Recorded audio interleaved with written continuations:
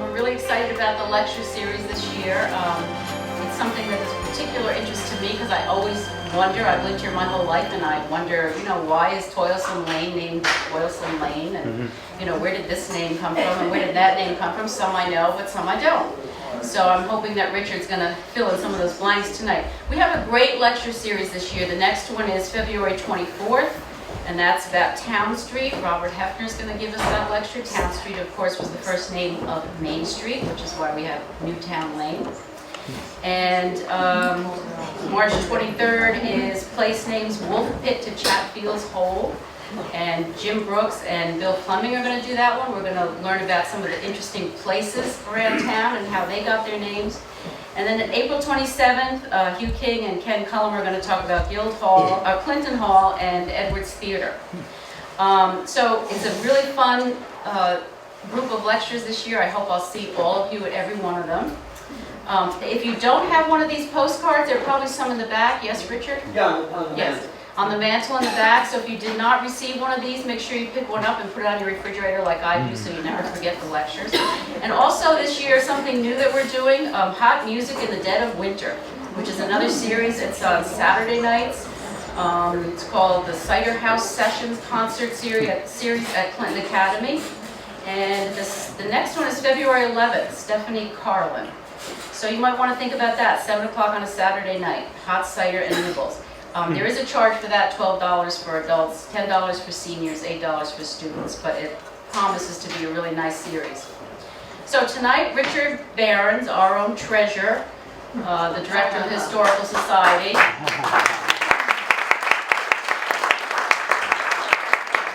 is going to be talking to us about the various streets around town, and I'm looking forward to it. He doesn't need any introduction more than that. You all know who he is, so Richard, take it away. Good evening. Okay, let's get to work. Okay, tonight's program is a little eccentric. We decided Barbara Borsak is really the brains behind this whole enterprise, certainly the winter lecture series. And so the idea of names, certainly came up, and so we thought we would divide the street names from the place names, which sounded extremely intelligent until one started doing a little research and realizing that the majority of the streets, of course, are named after the places where they are. And so therefore, one shouldn't really steal the story of Pudding Hill and turn it into Pudding Hill Lane, which it is. So we're going to see what we can do.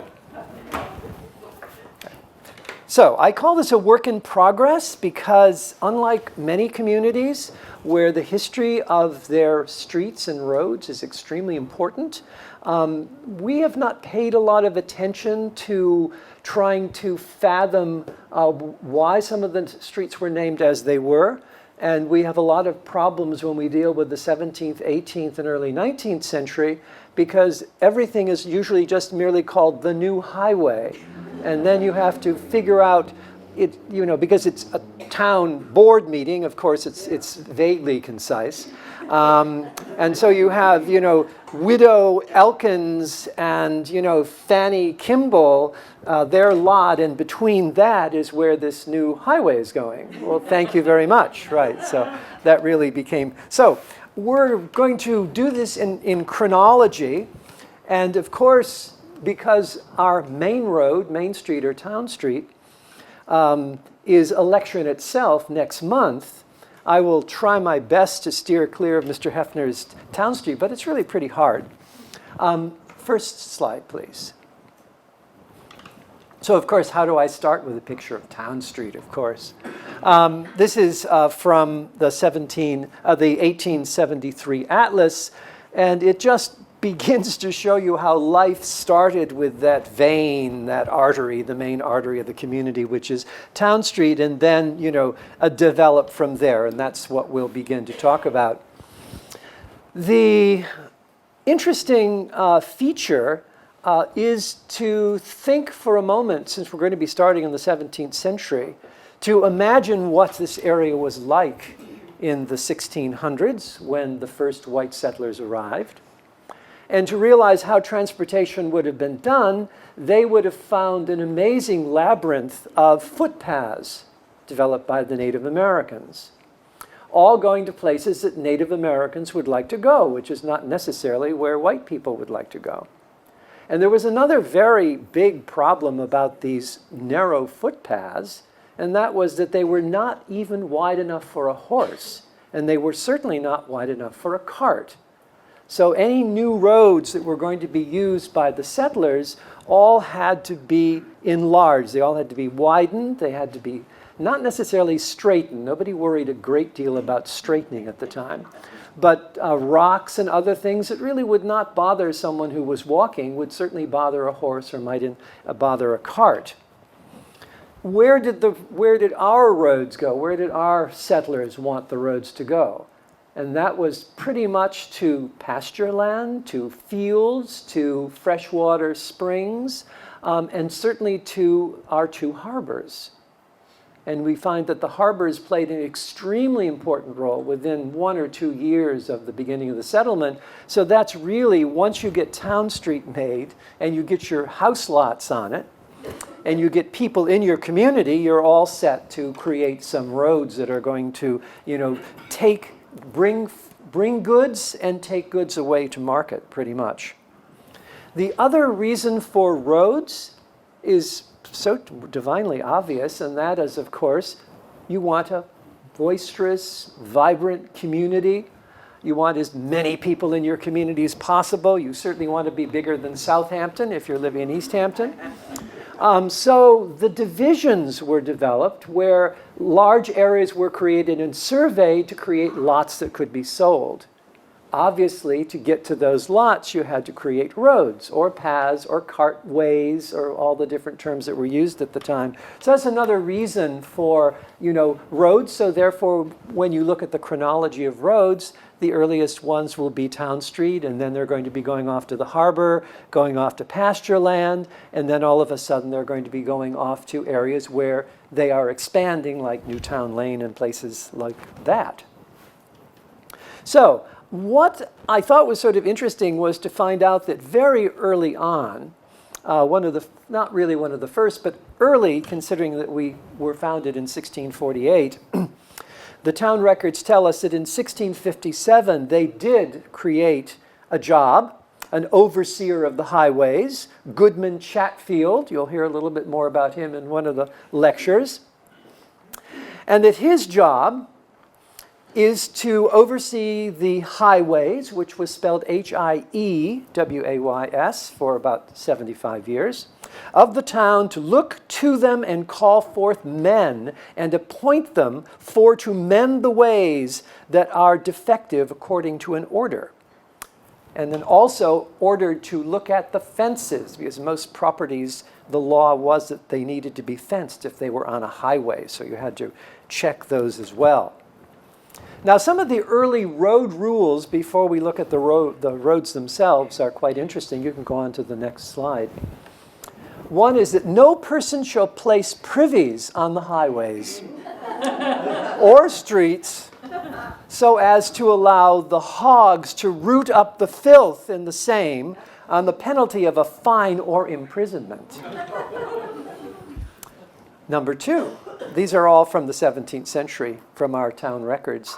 No person shall have dead beasts on the highway or streets, but must bury the same. Number 3, no person shall race with carts and wagons in the streets within the villages, but the driver, while passing through villages, must walk by the side of his horse or vehicle, according to an edict of the 12th of July, 1657. Another one, and there are quite a number. I'm not going to give you all, certainly.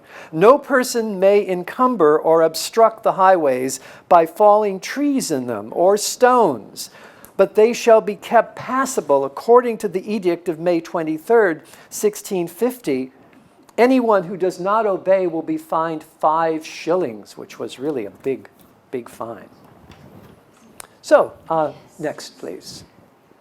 Now, the illustrations are really to keep you from falling asleep, because when we're in this early period, obviously we have no illustrations from that time. So we'll be seeing more recent versions of what we'll be talking about.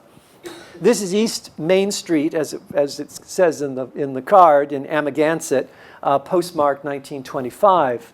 And looking out there, you can probably see there, we got quite excited by some of the poles and things that looked like little X's until we read the back of the card, and the one X said where we stayed, one X said where we, because we thought we had discovered quite a batch of windmills that we were pretty excited.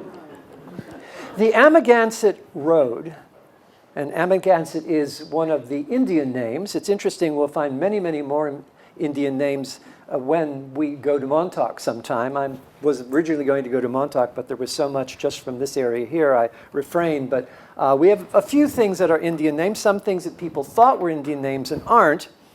Tooker from Sag Harbor, the historian who spent years and years researching Indian place names on Long Island, gives the native meaning of Amagansett as Indian well place. Charles Roscoe Hand told Tooker that an Indian told his grandfather, Charles was born in 1796, that the name meant good drinking water, that's what he had always been told by an Indian friend, that it was good drinking water. The first time we find the word in the records, Amagansett, is as Amagansett Woods in 1651. Then 1670, Ye Amagansett Woods, spelled a little differently. The first spelling is Ammiganset. 1672, laying out the lots by the highway near the Indian Well Plain. And then we have another very interesting spelling of Amagansett, Amogonset. Next slide, please. And this one is Main Street looking east. Just around 1930. Those are the X's that we thought were windmills. Not windmills. So Amagansett, was settled very early, and the road to Amagansett was a very early road. Not an Indian path, most likely. The original Indian path would have been, down around Bluff Road in that area. And in the original minutes of the first 20 or 30 years, a great number of the roads are called Indian Path. The Indian Path, the Old Indian Path. Next slide, please. Calf Pasture Lane, Mill Lane, Ocean Avenue, all three names of one place just during different periods of time. One of the first mills, not a windmill, but a horse mill, was built near the end of where Main Beach is today, and that's when it was called Mill Street, and then Calf Pasture Lane for many, many years, then Ocean Avenue. In 1650, it's called an ancient way which led from the south end of Main Street through the pasture land to the beach by Hook Pond. In 1871, it becomes a formal road, and gets named Ocean Avenue. And they say, laid out a certain road leading from the south end of Main Street to the Great South Beach and to the ocean. It has been used as a road or a highway for 20 years, but has never been recorded. And that's just something that people say, 20 years. Doesn't mean it wasn't much, much older. It just means that it hasn't been surveyed for 20 years. Bob Hefner noted some years ago that it was, of course, the height of the summer colony in the late 19th century. Between 1870 and 1907, 14 summer houses were built on Ocean Avenue. So quite a group. Next slide, please. Reverend Meerschaum's house on Ocean Avenue. He was one of the many ministers who were in the region, developed into what was called Divinity Hill by some people. Next. Then we have one that I think I was a little surprised that it was so old. I don't know why. I just assumed Lily Pond Lane was just another one of those summer colony lanes, and that's probably, why it had that sort of pretty name to it. In 1651, they're talking about the Little Pond in early records And it's called Littell, and it's referred to that quite a bit. And then when a lane is put in there, it's called Little Pond Lane, and then over the years it got changed to Lily Pond Lane. In 1916, an extension was put on Lily Pond Lane, the Lily Pond Lane extension. In 1891, they're deliberating on the subject matter of this order for the purpose of making a record of a certain highway known as Lily Pond Lane, laid out and recorded in the office and the town clerk. Next. Here's a couple of views of houses on Lily Pond Lane. This image is from 1912, and the next one is an image from 1920. Now, Georgica, which we have no image of, appears very early once again and is one of the more mysterious of the names we have. There are many interesting theories about it. Nothing really probably sounds necessarily true. But on June 10th, 1652, Thomas Talmadge Sr. got 2 acres upon the little plain between or less bounded by the highway of South Georgica, Georgika, west, and north to Mr. James, east. 1657, an Indian being asked how far Shinnecock Indian bounds went, answered that it went to George Cake, spelled that way, or Wainscott at least, or thereabouts, the Indian replied in 1657 to a white visitor. Other spellings, 1650, Georgke, 1731, Georgicay. It's believed, or some people think it was named for Georgica, Georgkee, an Indian who goes to sea killing whales for Jacob Schellinger. Now, what's interesting about that is April 7th, 1679. So I think we can probably accept that that really is the reason that it's called.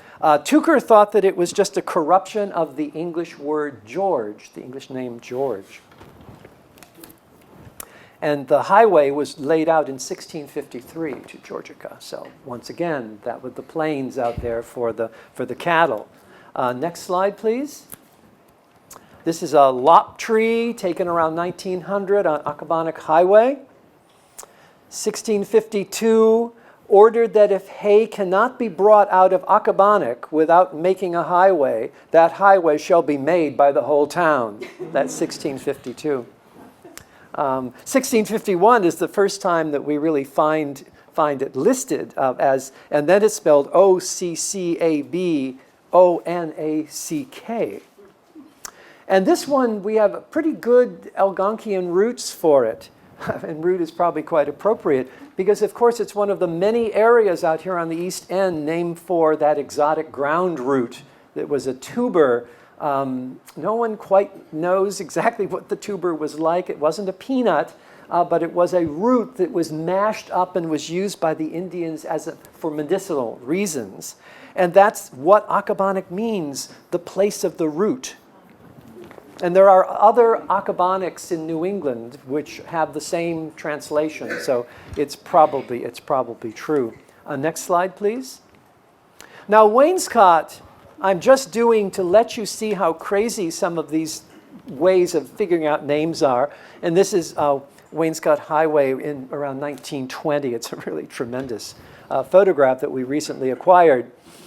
In 1652, there's a cartway, and this is a quote from the town records, there's a cartway shall be laid out to Wainscott where it may be most convenient. And that's probably what you probably see here. Now, Tucker said the name is not Aboriginal, although it's commonly believed to be so. Another person believed that it was named for a Native American who lived there, and his name was Wyun Scott, W-Y, capital U-N, capital S-C-U-T-T. And that's quite interesting from the 1920s when people would prefer not reading the town records and making things up. But the logic, and it's so logical, it's almost embarrassing.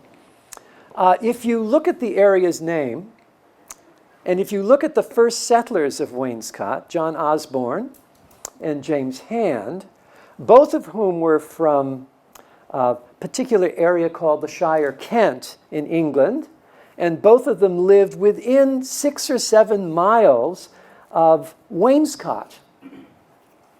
They were the first settlers, they were the first to buy it, so it's probably pretty logical that they named it after, you know, an area where they had been before. The wildest of all I guess it was Tooker who came up with it because he was so baffled by it. He felt that it was named after the wood used for making wainscoting. And then he goes on to say that the wainscot of red oak is then buried in the water. And then when cleaned, it branches out. One never knows where it will go. So I just don't think he had a good Oxford English dictionary to look up wainscot, because that's really pretty wild.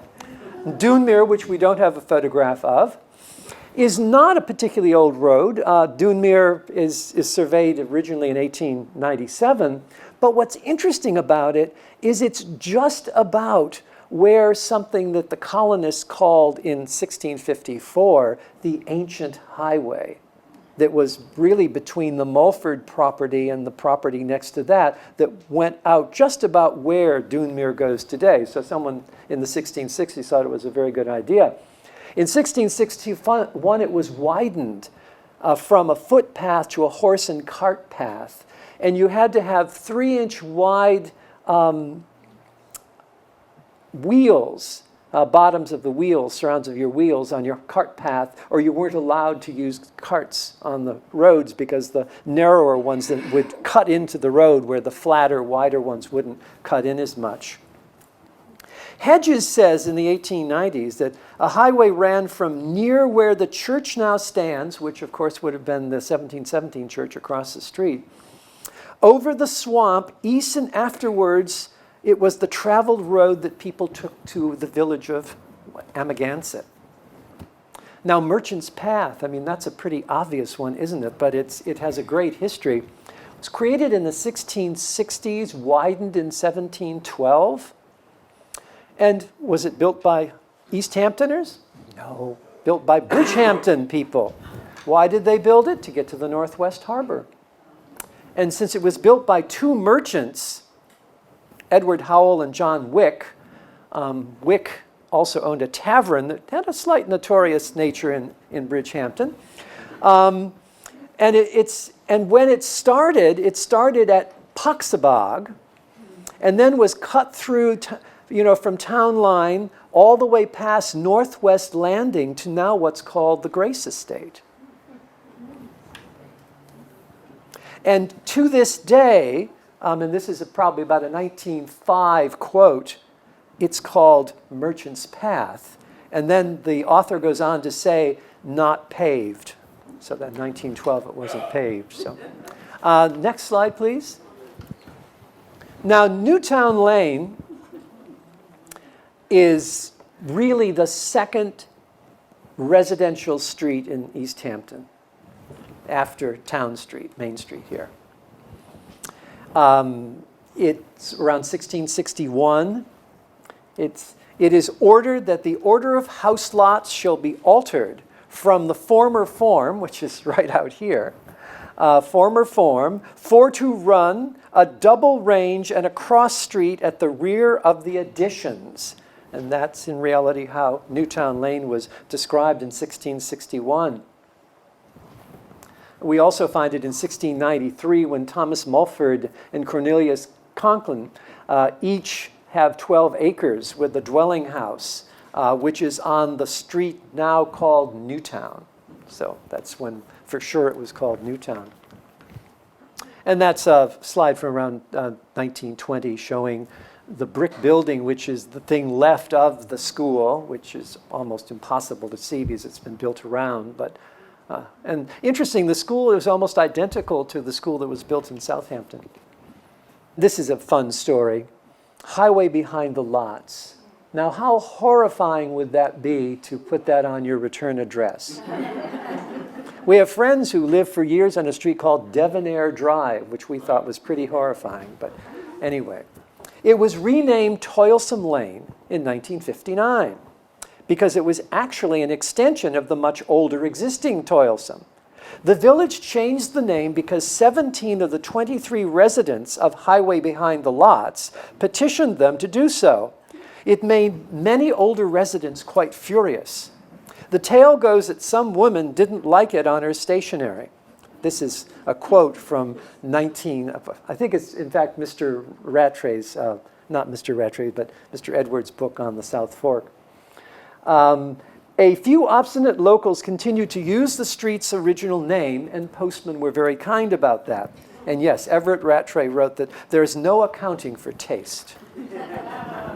1668, Stephen Hand's Path. It must have been Stephen Hand II for whom Stephen Hand's Path was named. On November 3rd, 1668, he is granted by the town of East Hampton leave to put a highway through his woodland 12 feet wide, only to drive carts and oxen in yoke and to ride and lead a horse through, not to drive cattle throughout of yoke. Hand was selected to represent the East End for the first colonial assembly under Governor Dongan. And in 1668, there's another mention, Stephen Hand Highway, far out through the woods, west of George Miller's. Next slide. And Panago is my favorite story, and I think a lot of you know how silly Panago Road stories get. The name has long been questioned. Tooker felt it was not Native American and went on with the old fable that the road was not cleared and was arduous to walk. Therefore, pant I go. As the old person tried to climb Panago Hill. But Foster Seville, who was in charge of Indian languages at the Museum of the Native American, the old Hay Foundation in New York, a university professor who had his summer house off in Amagansett said, I just can't believe that Tooker on this. He said, well, no, Tooker is quite wrong. He said, I'll go back and look it up, but it's an Algonquian word. He says it means view, because from the little hill you could have looked out over the water, seen the view. But, and that sounds a little more logical than pant I go. It doesn't sound like anyone from the 1600s, does it? Saying anything like, sounds more like a comedy. And the other thing that's interesting, which probably bears with the fact that it is in fact a Native American word, is that there are other communities named Panago in the country. There's one in Texas and one in North Carolina. Okay, Skimhampton. What does that mean? Well, hamp, do you guys know what hamp means? And any of you got 17th century, 16th century English dictionaries at home? Do you know what hamp means? Means plain or pasture.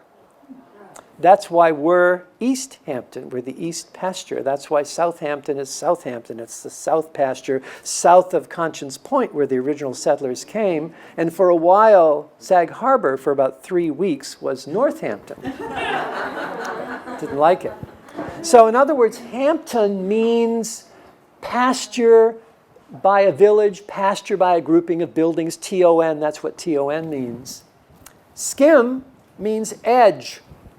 So if you think about it, it's the edge of the plain as you're going down on Skimhampton Road, because you would have had more wood lots as you got towards the edge there. So it's like skimming the pasture in some ways. And the first time we find it is around 1678, when Nathan Dayton is talking about getting some land in Schimhampton land, Shrimhampton land. Soakhide's Dreen is a drain. I think Dreen is no longer used with the name of the road, but we had a number of roads that were that had dreen on the end of them. The head of 3 Mile Harbor, where people soaked their hides. In some early maps, it's also called Tan Bark Creek. So it was obviously a place. Now, when it became a road, seems to be, it probably was a path for a great long time. It really seems to be sometime in the 1920s that it was cleared and widened and, made into a road. It says, the above courses and distances being along the center line of Soak Hides Road, and the width of said road to be 49.5 feet throughout. And that was in 1927, so Soak Hides. And leather really was a very big business out here. If you check the few notes we have from diaries from the 18th century, a lot of hides that have been tanned are going off to New London, to Newport, and Boston. So that's one of the big things. There was a boat that left from around 1740 onward. There were 2 or 3 boats that left every day or every other day from Sag Harbor, taking things to New London, Connecticut to be traded. So there was an easy way for merchants to sell their things, particularly their small merchants. Red Dirt Road, 1670, an area between Accabonac and Springs, south of Jacob's Farm. As you would imagine, we have brick clay roads and things like that. Red dirt was one of the most important areas for digging of bricks, of clay for bricks. Why were bricks an important feature in the 1670s? First for chimneys, right? But what do we lack that New England is proud of when it comes to their foundations of their houses, right? We have very little stone. So therefore, some of our earliest houses would have had brick foundations as well as brick fireplaces, but a lot of the bricks disintegrated over the years that were used in foundations. So sometimes you'll find stones on top of bricks if you'll go in some of the early houses. Hans Creek, 1670, a 2-forked body of water west of Greater 3 Mile Harbor. It was probably named for Stephen Hand's son, John. That's what the tradition seems to be.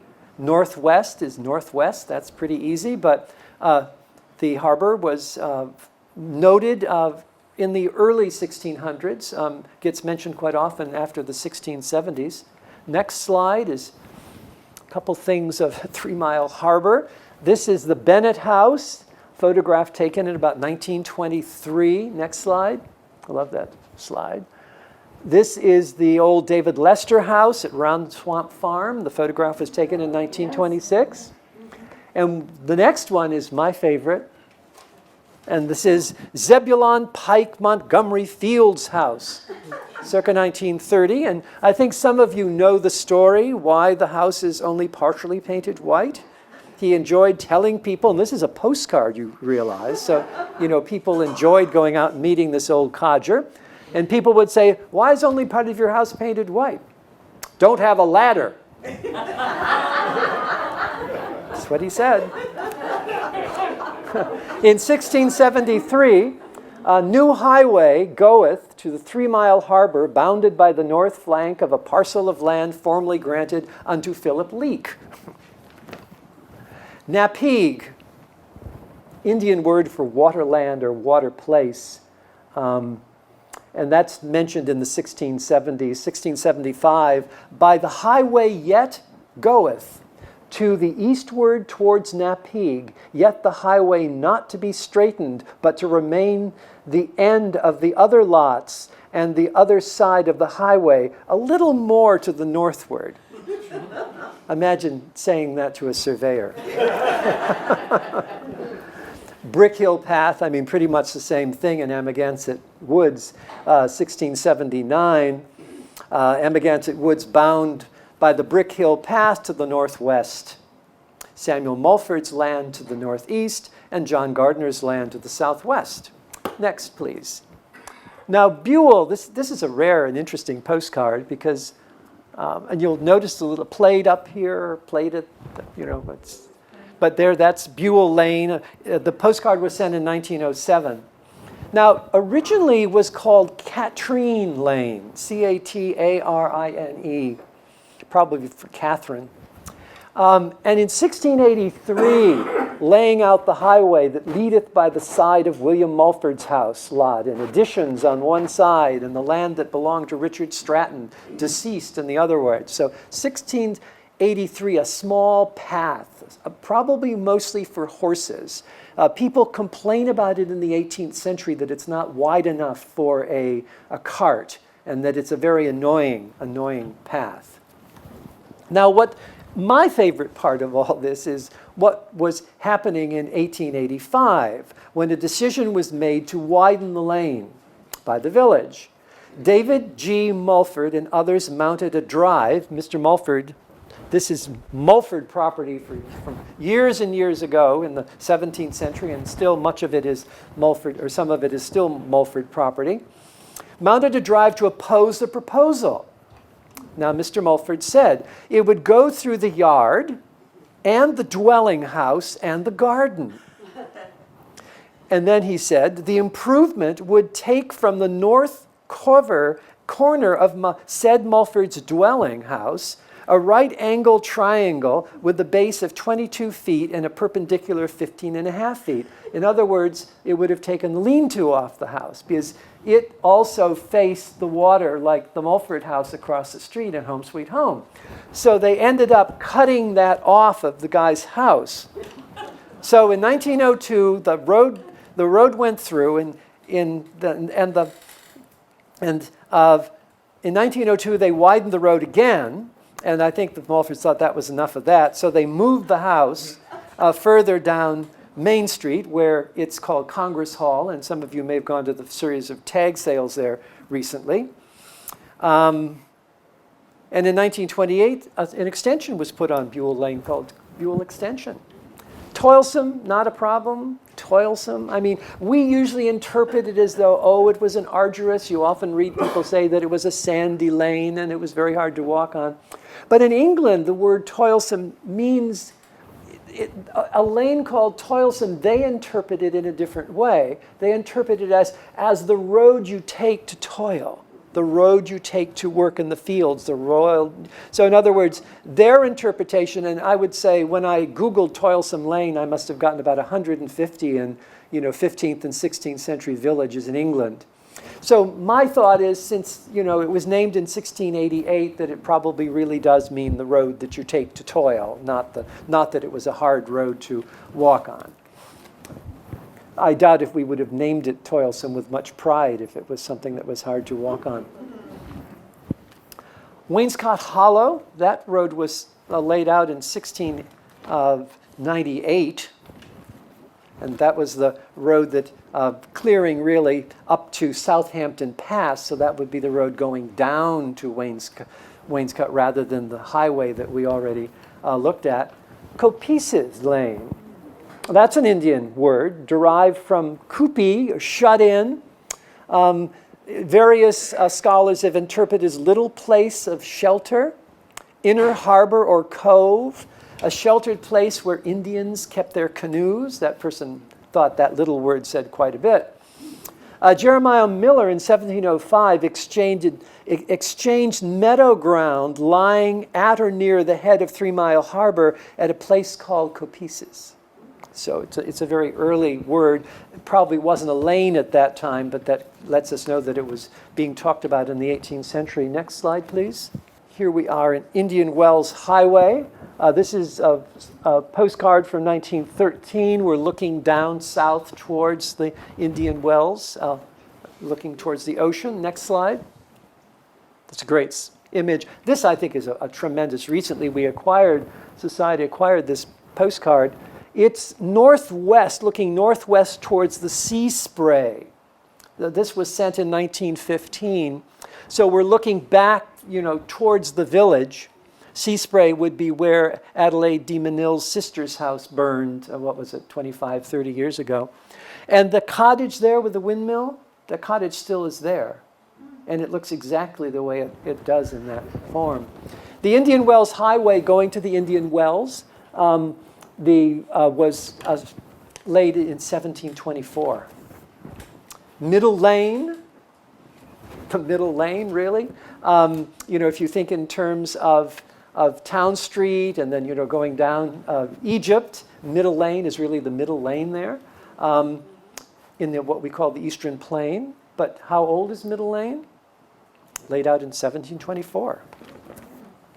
Hither Lane, I must admit, I truthfully thought of these as being sort of modern, more, like 1880s or something. Not at all. 1724, one highway in the Eastern Plain consisting of 2 rods wide. Next one. I mean, it's a great image. It's the Amagansett School around 1935, 1938 or so. Corner of Main Street and Atlantic, but what was the original name of this road? Whipperwill.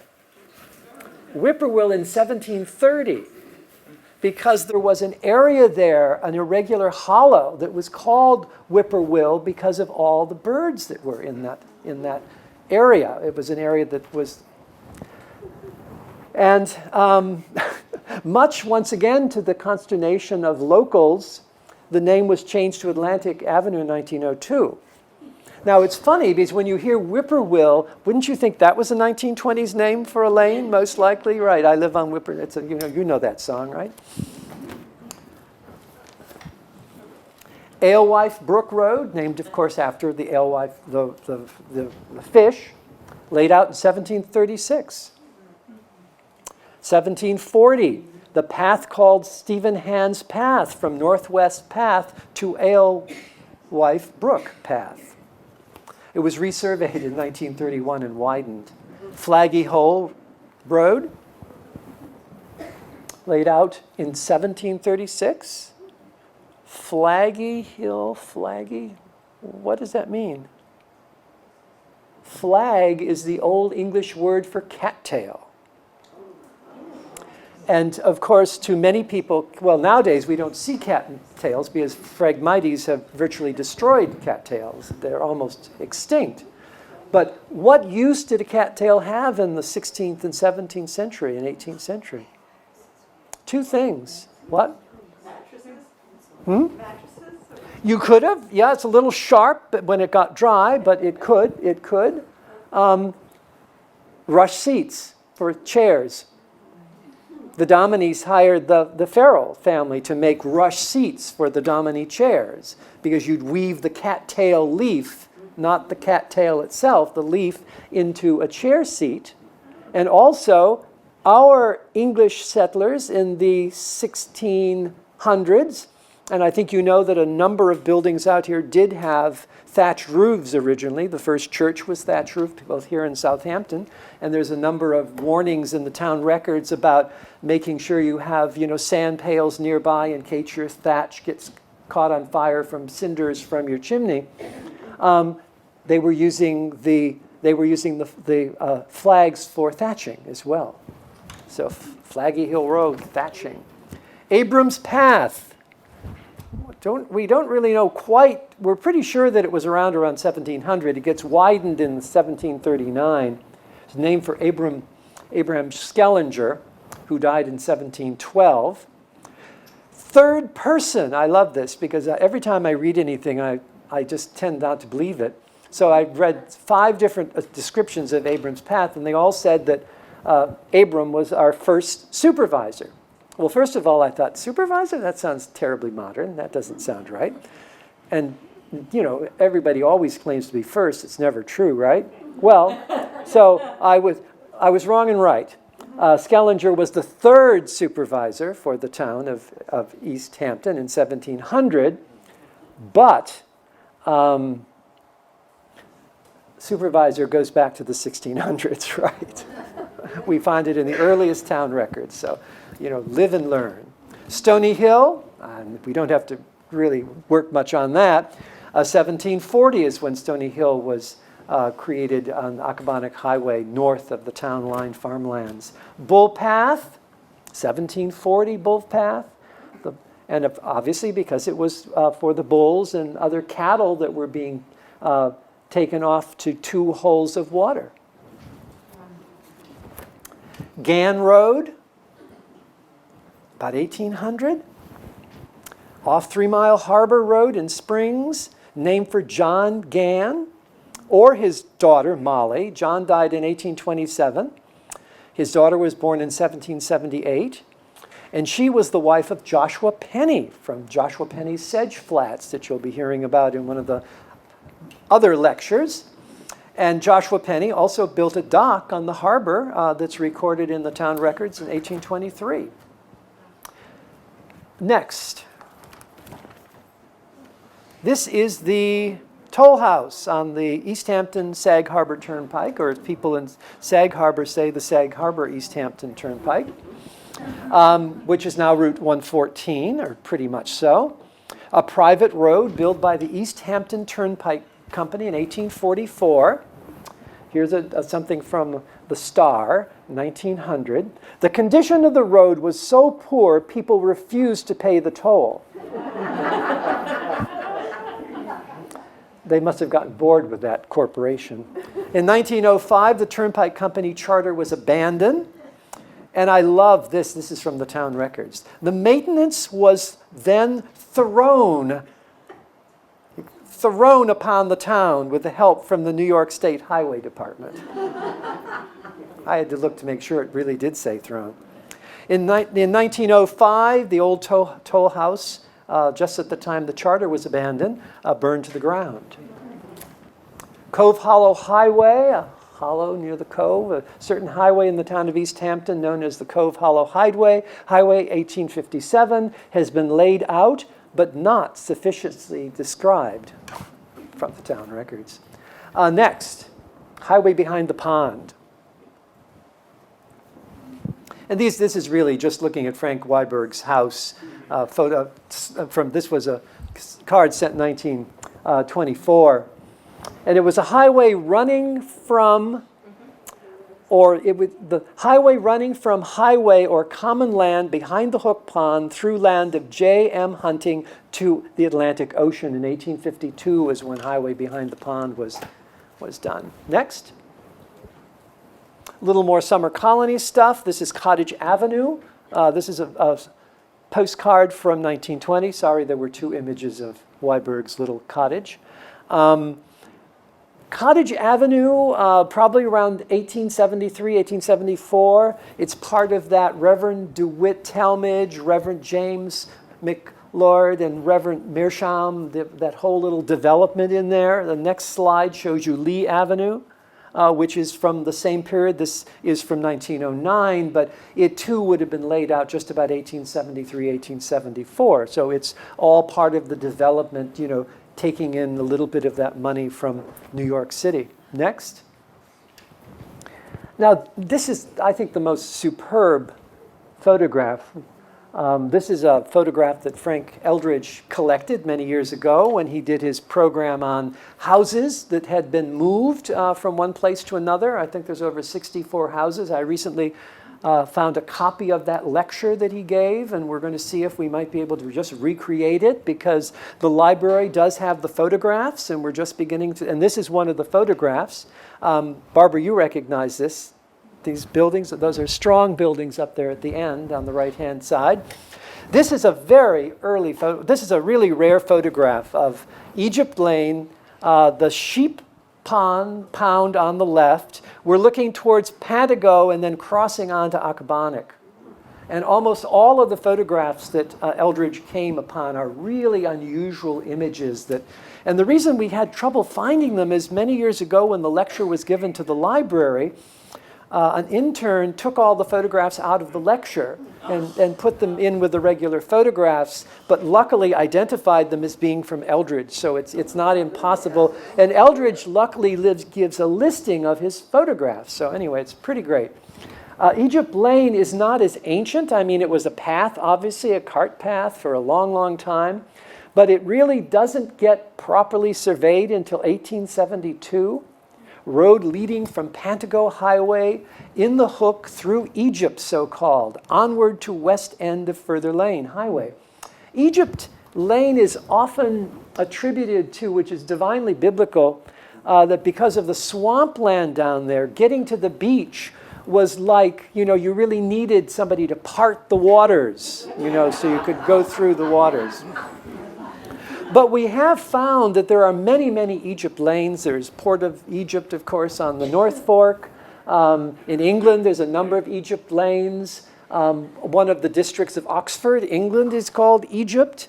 So, it's a little hard to know. It's a word, it's a biblical word, it's a country that's in the Bible, but, we don't really find that story until about 1900, and it's such an interesting story, you'd expect it might have been recorded. So the jury is out on Egypt Lane. But Amy's Lane.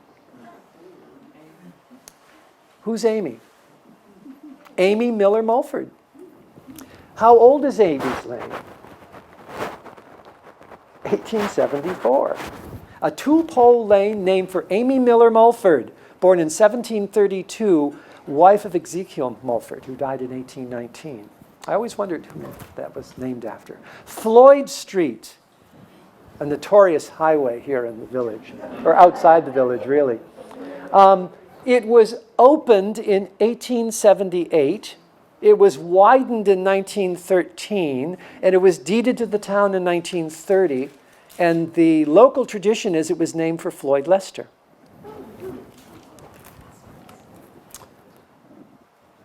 Appoquog Road, first surveyed in 1879, resurveyed in 1903. Certainly it's an older path than that because there was a summer hotel Mr. Candy built out there in the 1850s.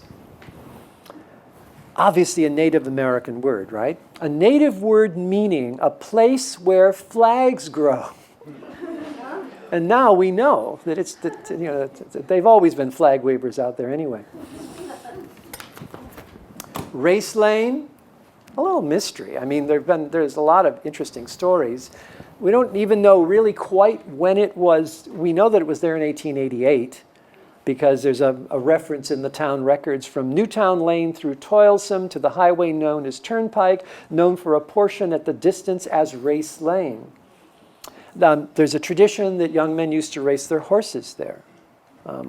There's another tradition that school kids used to race to school there. So, I mean, there's a lot of nice stories, but, once again, I think don't you race from school? I mean, isn't that it? I mean, that's sort of a Jay Leno, but anyway. So, next image, please. Okay. Maidstone Lane. Laid out around 1889, 1890.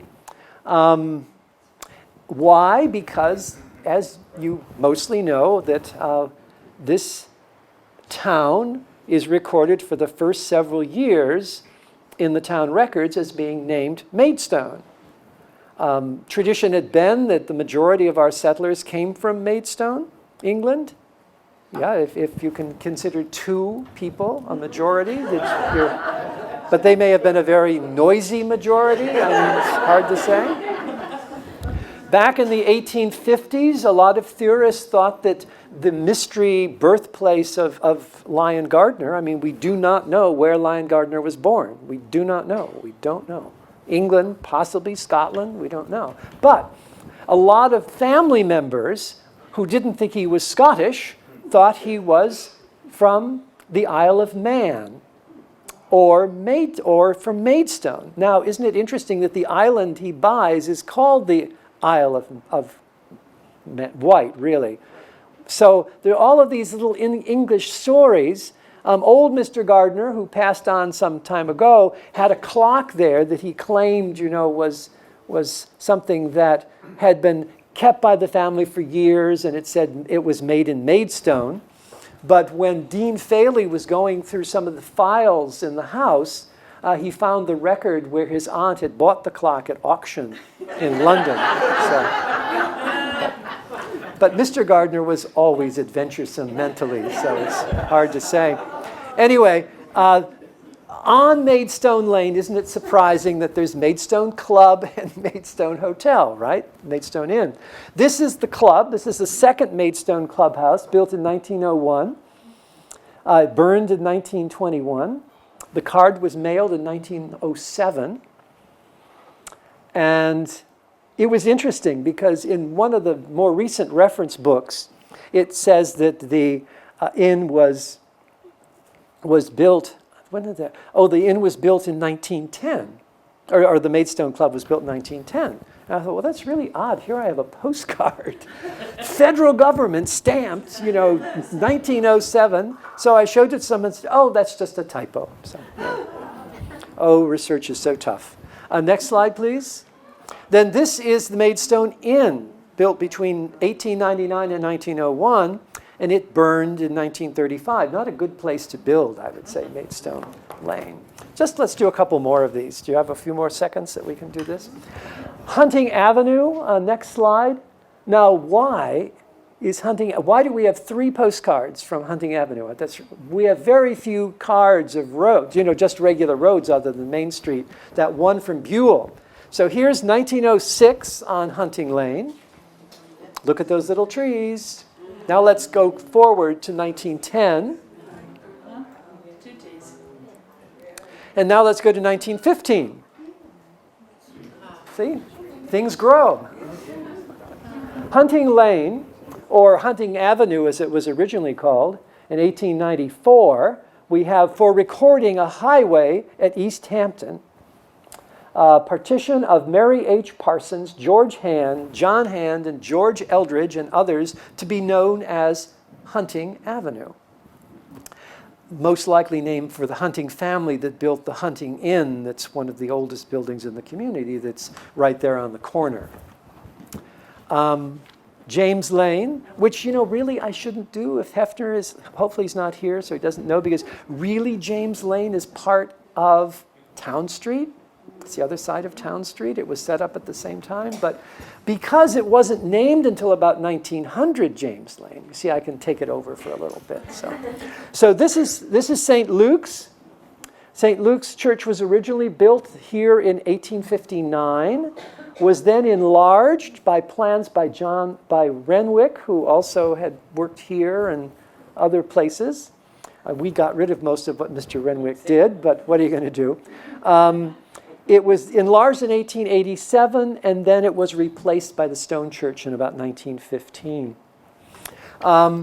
It was once the east side of the ancient Town Street.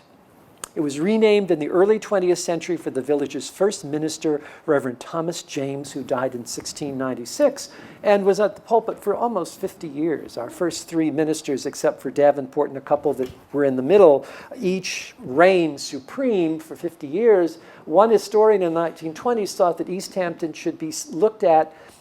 Some people look at the Rockefeller period or the Bush period, or some people probably don't. But here they thought that really the writers of history should look at the 3 50-year periods and name them after the ministers because they played such a major role. Next slide, please. A little place called Home Sweet Home. This postcard was sent in 1913. This is on James Lane. It's an amazing thing in a summer colony as vibrant as ours, that there are together 2 very ancient houses still on their same foundation. It's really astonishing. And that we really thank the LVIS, don't we? Because, they were the ones who, they fought with de Kooning many years later, but they fought with everybody else who wanted to change and destroy the beauties of this community. So thank you, LVIS. Next slide. Town Pond, looking towards James Lane. I'll do anything to get over to James Lane. About 1955.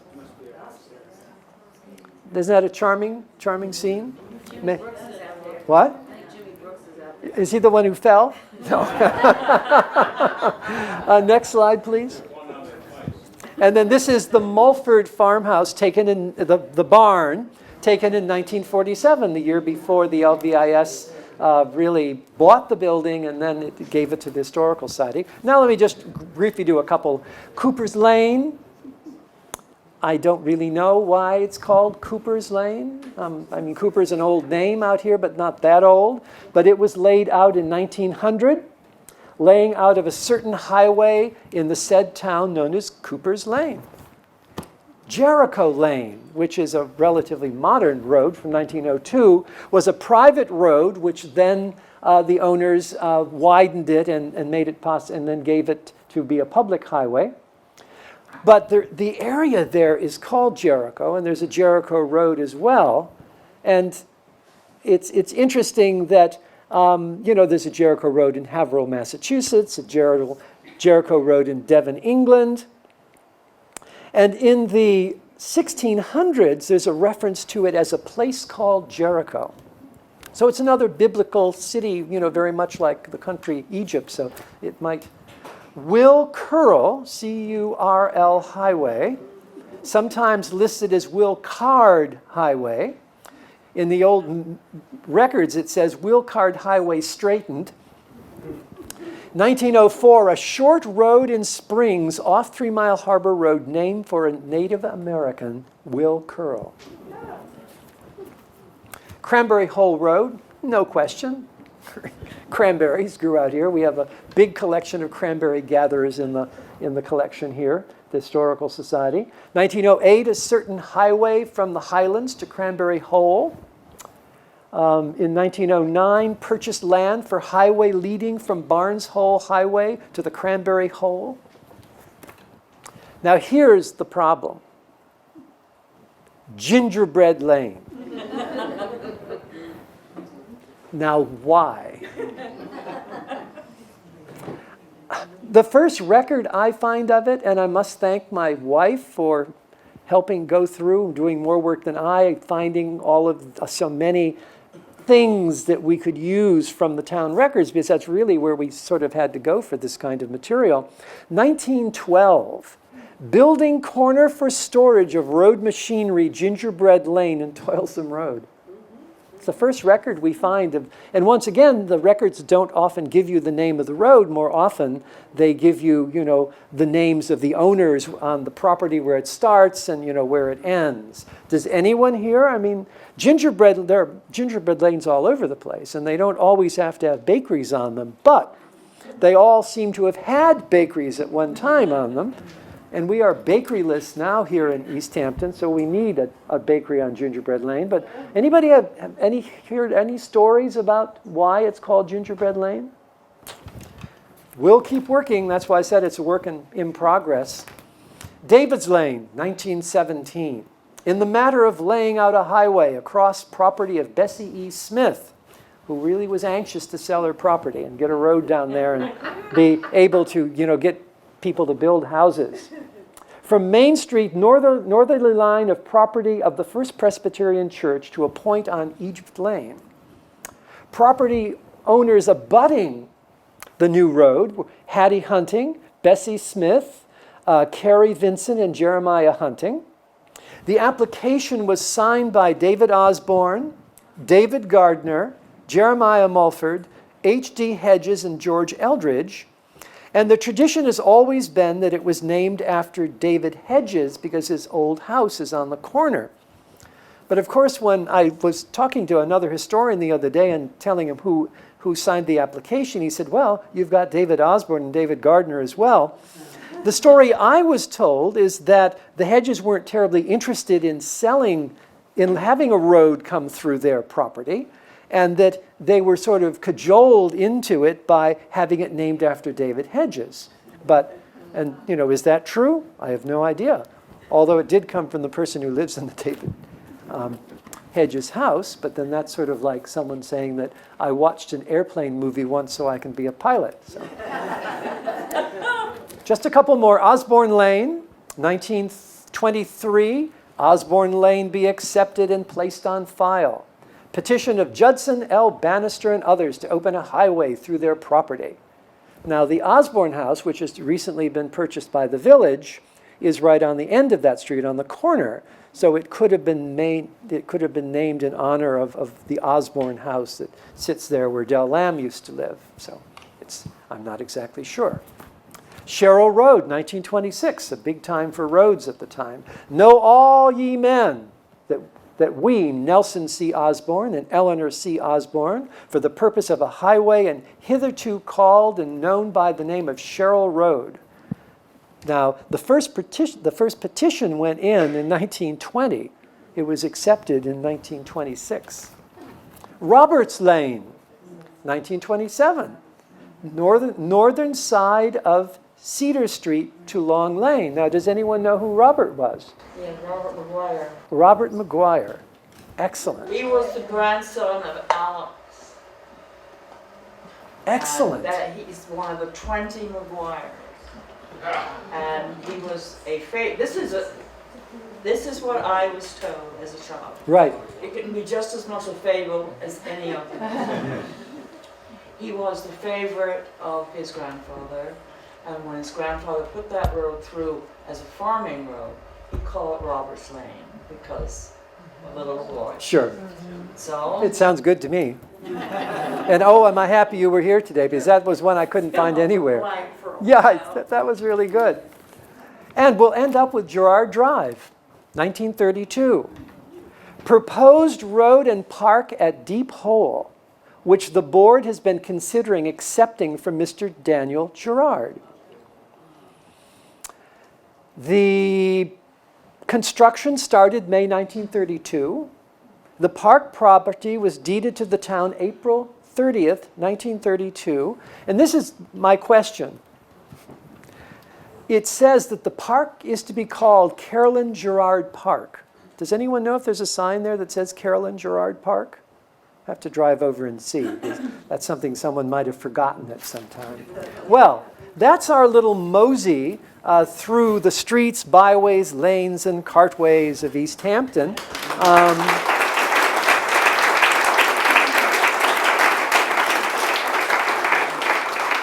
I told my wife, I said, this is probably the most boring speech I will ever give. But you know, obviously you've all been out drinking and you've been a great audience.